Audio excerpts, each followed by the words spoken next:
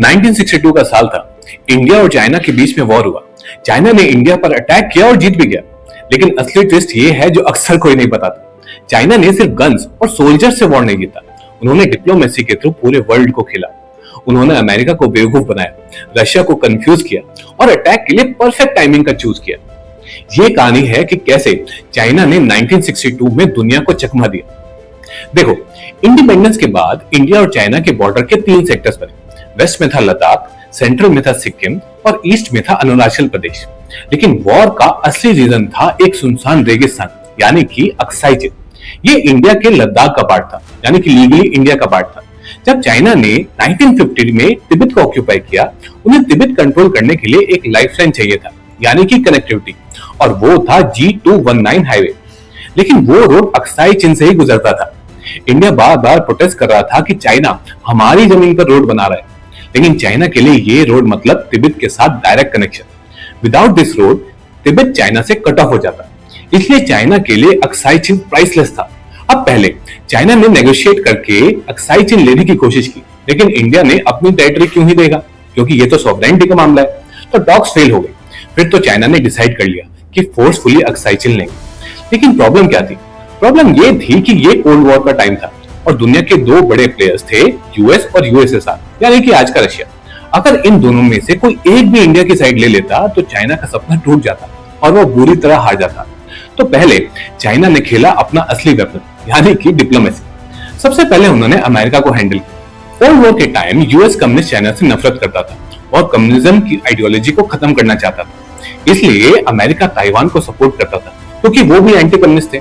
दरअसल 1949 में ही communist China ने माओ की लीडरशिप में चियांग काई शेक की गवर्नमेंट को हरा दिया और उनको एक छोटे से आइलैंड ताइवान पर भेज दिया।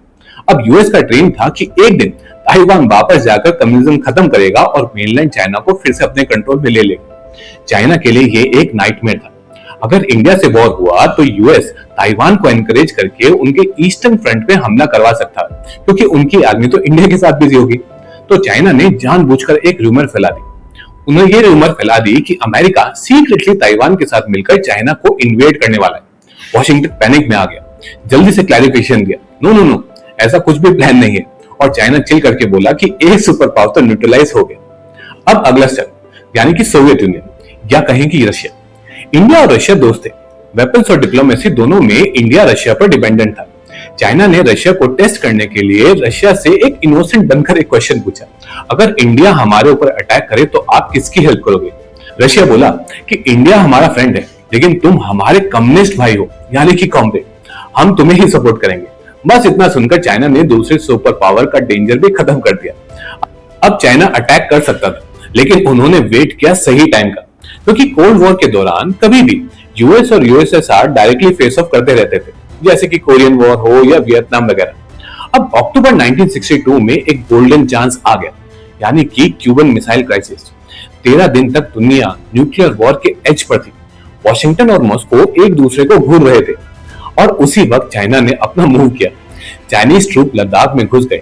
इंडियन आर्मी पूरी इक्विप्ड थी, फिर भी उन्होंने बहादुरी से लड़ाई की, लेकिन रोक नहीं पाई। चाइना ने अक्साई चिन ले लिया और अरुणाचल प्रदेश तक एडवांस कर गए।